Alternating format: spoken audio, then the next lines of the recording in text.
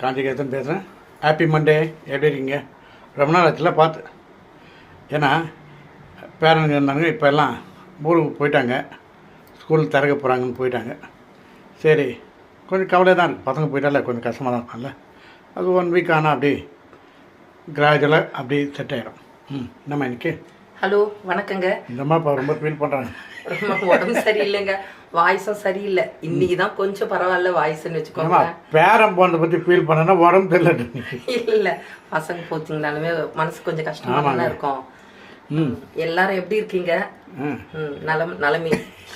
இன்னைக்கு எங்கள் வீட்டில் சமையலுங்க கத்திரிக்காய் முருங்கைக்காய் சாம்பாருங்க. சூப்பர். வச்சுட்டு இதுக்கு வந்து இன்னைக்கு நல்லாவே காமிக்கலாம். கத்திரிக்காய் முருங்கைக்காய் சாம்பார், அப்புறம் வச்சுட்டு இன்னைக்கு வந்து கோஸ் பொரியலுங்க.